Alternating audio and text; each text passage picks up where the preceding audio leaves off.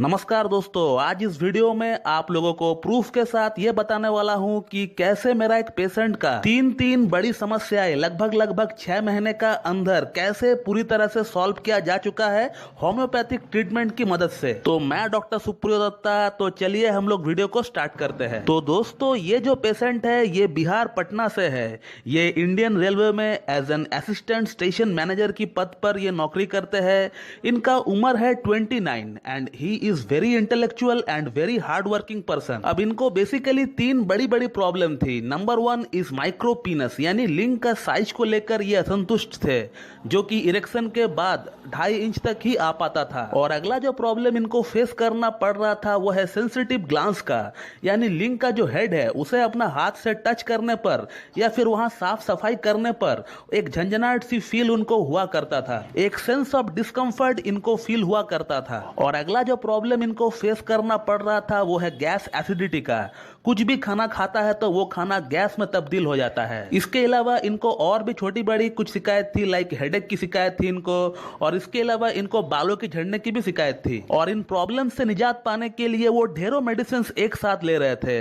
Like माइक्रोपीनस के लिए वो साइडोनिया वल्गरिस ले रहे थे, और सेंसिटिव ग्लांस के लिए वो मेरा ही वीडियो देखकर सिनाबेरिस ले रहे थे, और गैस एसिडिटी के लिए वो नक्स भूमिका और कार्बोवेट जैसी मेडिसिन ले रहे थे। और इन मेडिसिन का इनका ऊपर कोई भी खास असर नहीं पड़ा था। पिछले 6-8 महीनों से ये वो मेडिसिन ले रहे थे, लेकिन इसका उन पर कोई भी खास असर नहीं पड़ा था। और फिर इनको ऐसा महसूस हुआ कि अब मुझे डॉक्टर की गाइडेंस में ही कोई मेडिसिन यूज करना चाहिए। और फिर इन्होंने मुझसे ऑनलाइन कंसल्टेशन लेना सही समझा। और फिर मैंने इनका केस लिया, और केस टेकिंग के दौरान जो बातें मुझे पता चला वो ये है कि ये जो एक पर्सन है ये एक सेल्फ मेड पर्सन है। सेल्फ मेड का मतलब होता है कि ये जो आज इंसान है या जो कुछ भी है, जिस भी मुकाम पर है, ये खुद का बलबूते पे वहां पर है। खुद का बलबूते पे ये अपना सपनों को साकार किया है। इनका बचपन में ही इनका पिताजी का देहांत हो चुका है, और इनको अपना स्टडी को कंटिन्यू करने के लिए भी इनको बहुत ज्यादा स्ट्रगल करना पड़ा। और इनको बचपन से ही खेल कूद में इंटरेस्ट उतना नहीं है, और ये एक बहुत ही हार्ड वर्किंग पर्सन है। और हार्ड वर्किंग पर्सन के साथ साथ ये एक बहुत ही इंटेलिजेंट पर्सन है। ये एक बहुत ही क्लोज फिस्टेड इंसान है, यानी पैसे का अहमियत इनके लिए बहुत ज्यादा है।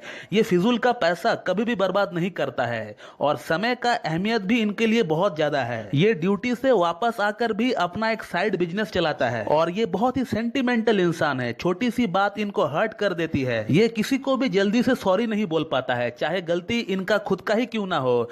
सॉरी बोलना इनके लिए एक बहुत बड़ा टास्क है। ये अकेला कहीं पर भी 1 मिनट के लिए रह नहीं सकता है। इनको हमेशा कोई ना कोई कंपनी देने वाला चाहिए, और ये कंपनी देने वाला अगर इनका कोई कलीग हो, इनका कोई ऑफिस स्टाफ हो, तो इनको बहुत ज्यादा अच्छा लगता है। और इसके अलावा इनको गैस की प्रॉब्लम बहुत ज्यादा होती है, लेकिन ये प्रॉब्लम जो है ये शाम 6 बजे की बाद से स्टार्ट होता है। और खाने पीने की बातों में ये बहुत ज्यादा शौकीन नहीं है, कुछ भी इनको मिल जाए उससे उनका काम बन जाता है। लेकिन वो खाना गर्म होना चाहिए, ठंडा खाना इनको बिल्कुल भी बर्दाश्त नहीं होता है। और खाना खाने का बाद इनको थोड़ा सा कुछ मीठा खाने को मन करता है, और अगर घर में स्वीट नहीं है तो भी 3-4 दाने का शक्कर से भी इनका काम बन सकता है, लेकिन इनको खाने का बाद थोड़ा सा स्वीट बिल्कुल चाहिए। और इसके अलावा इनमें एक PQRS भी है, और वो PQRS ये है कि जब भी ये टेंशन में रहते हैं तो फिर इनका भूख बढ़ जाता है। वैसे तो इनका एपिटाइट बहुत ही लो है, बहुत ही कम भूख लगता है इनको, लेकिन जब भी ये टेंशन में होते हैं तो फिर इनका भूख जो है वो बढ़ जाता है। और इन्हीं सिम्टम्स को हम लोगों ने रेपर्टाइज करके इनके लिए लाइकोपोडियम को हम लोगों ने सेलेक्ट किया। लाइकोपोडियम एक बहुत बड़ी पॉलीक्रस्ट रेमेडी है, और लाइकोपोडियम एक सोरोसाइकोटिक माइस्मेटिक ड्रग है। और लाइकोपोडियम को हम लोगों ने 0/1 से स्टार्ट किया था, और हर महीना हम लोग लाइकोपोडियम का पोटेंसी को इंक्रीज करते रहे। और ये पेशेंट भी पहले हैरान थे कि डॉक्टर साहब ने साइडोनिया वल्गरिस को बंद कर दिया, सिनाबेरिस को बंद कर दिया, नक्स भूमिका बंद कर दिया, कार्बोवेज बंद कर दिया, तो क्या ये एक पानी जैसा मेडिसिन से मुझे क्योर मिल सकता है? इस तरह का सोच पेशेंट का माइंड में डेवलप हो चुका था। तो मुझे उनको समझाना पड़ा, क्योंकि अमूमन क्या होता है, जब भी कोई पेशेंट को LM पोटेंसी में दवा दी जाती है तब फिर उनको ऐसा फील होता है कि शायद मैं कोई दवा ले ही नहीं रहा हूं। तो फिर इस तरह की सोच रखने वाली पेशेंट को थोड़ा समझाना पड़ता है, थोड़ा इन लोगों का हौसला बुलंद करना पड़ता है। और इनका ट्रीटमेंट 6 महीना हो चुका है और आप देख सकते हो 2 दिन पहले ही उन्होंने मुझसे व्हाट्सएप पे कांटेक्ट किया और उन्होंने क्या लिखा है। हालांकि आप देख सकते हो ये जो पेशेंट है ये पूरी तरह से सेटिस्फाइड नहीं है इस इंप्रूवमेंट से। यहाँ पर मैं आप लोगों को एक बात बताना चाहूंगा कि होम्योपैथिक ट्रीटमेंट की मदद से किसी भी एबनॉर्मल चीज को नॉर्मल बनाया जा सकता है, लेकिन किसी भी एबनॉर्मल चीज को एक्स्ट्रा ऑर्डिनरी नहीं बनाया जा सकता है। इस बात को आपको समझना होगा दोस्तों। और इनका सेंसिटिव ग्लैंड्स की समस्या पूरी तरह से ठीक हो चुका है, आप देख सकते हो उन्होंने क्लियरली मेंशन किया है। और गैस एसिडिटी की प्रॉब्लम इनका काफी हद तक कम है अभी, लेकिन पूरी तरह से क्योर नहीं हुआ है। इन्होंने लिखा है कि 75% तक क्योर हो चुका है, लेकिन 25% अभी भी इनको गैस एसिडिटी होता है। तो दोस्तों इस केस में एक एक इंडिविजुअल प्रॉब्लम के लिए दवा देने की वजह मैंने इनका फिजिकल स्टेट, इनका मेंटल स्टेट को मद्देनजर रखते हुए इनको एक ही दवा दिया जिसे हम लोग कॉन्स्टिट्यूशनल रेमेडी बोलते हैं। और होम्योपैथी में कॉन्स्टिट्यूशनल रेमेडी को ब्रह्मास्त्र कहा जाता है। इसे अगर पेशेंट को दे दिया जाए तो फिर पेशेंट का A to Z problem solve हो जाता है। चाहे पेशेंट को कुछ भी प्रॉब्लम क्यों ना हो, पेशेंट को हजारों प्रॉब्लम क्यों ना हो, वो सभी के सभी प्रॉब्लम धीरे धीरे सॉल्व होने लगता है। क्योंकि कॉन्स्टिट्यूशनल रेमेडी कोई पर्टिकुलर डिजीज को ठीक नहीं करता है, ये पूरी की पूरी इंसान को ठीक करता है। और इसीलिए आपका सर से लेकर आपका पांव तक आपको जो भी प्रॉब्लम फेस करना पड़ रहा है, जो भी चीज एबनॉर्मल है, वो सभी चीजें वो ठीक करता है, वो सभी चीजें ये नॉर्मल करता है। और इसीलिए इसे ब्रह्मास्त्र कहा जाता है। और इसी का सहारा लेकर हम लोग बड़ी से बड़ी disease like cancer, like kidney failure, बड़ी से बड़ी सर्जिकल कंडीशन को हम लोग रोक देते हैं, इनफैक्ट ठीक कर देते हैं। और इसे ठीक करने के लिए होम्योपैथ को सिर्फ 2 चीज जानना होता है, एक है उस पेशेंट का मियाज्म और दूसरा होता है उस पेशेंट का कॉन्स्टिट्यूशनल ड्रग।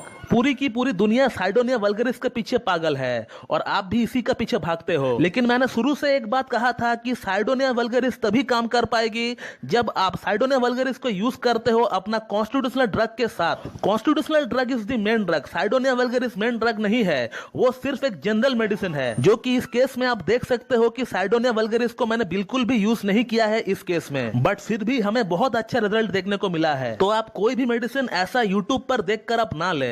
आपको कोई भी प्रॉब्लम है, आपको कोई भी समस्या है, आप अपना नजदीकी जो बेस्ट होम्योपैथ है आप उनसे जाकर मिले, उनसे अपना केस डिस्कस करवाइए। क्योंकि आपका प्रॉब्लम अगर सॉल्व हो सकता है तो एक डॉक्टर से कंसल्ट करने का बाद ही हो सकता है। आप खुद से अगर कोई मेडिसिन लेंगे तो हो सकता है आपको उस मेडिसिन का थोड़ा बहुत रिजल्ट मिल जाए, लेकिन वो मेडिसिन आप लाइफ टाइम के लिए यूज नहीं कर सकते हो। क्योंकि आप पोटेंसी में कोई भी होम्योपैथिक मेडिसिन को लाइफ टाइम तक यूज नहीं कर सकते हो। आप उस मेडिसिन का एक्सेस यूज करेंगे तो फिर वही मेडिसिन आपका प्रॉब्लम का पूरा सत्यानाश कर देगा। जो प्रॉब्लम्स ठीक हुआ है उस मेडिसिन से वो भी जाएगा और साथ में एडिशनल और भी प्रॉब्लम लेकर आएगा। क्योंकि ये होम्योपैथी है और होम्योपैथी सिमिलिया सिमिलेबस कुरेंटर की प्रिंसिपल पे काम करता है। इस पैथी में साइड इफेक्ट नहीं होता है, लेकिन यहाँ पर एग्रावेशन होता है, ड्रग प्रूविंग होता है। ये जो 2 चीज है ये बहुत ही खतरनाक होता है। एलोपैथिक साइड इफेक्ट से भी बुरा होता है। तो आपको कोई भी प्रॉब्लम क्यों ना है दोस्तों, आप किसी एक अच्छी डॉक्टर के गाइडेंस में ही कोई मेडिसिन ले। तो दोस्तों इस वीडियो में आप लोगों ने ये देखा कि कैसे मेरा एक पेशेंट का माइक्रोपीनस,